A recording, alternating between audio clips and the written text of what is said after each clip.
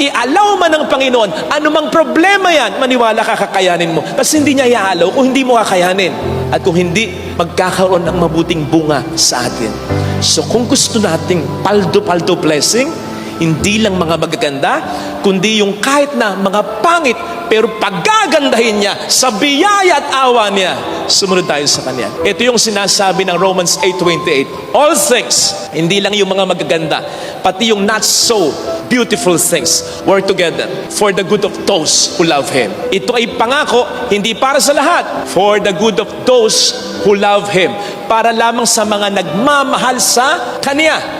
Ano ang sabi ng Panginoon? If you love me, you will obey me. So you see, kung tayo susunod sa Diyos, magmamahal sa Diyos, magiging biyaya kahit problema, kahit unos sa tulong ng Diyos. Yun ang paldo-paldong biyaya ang hangadin natin.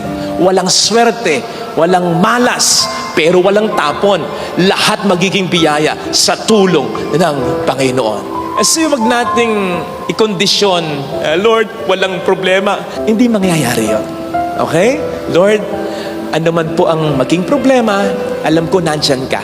Kakayanin ko sa tulong mo.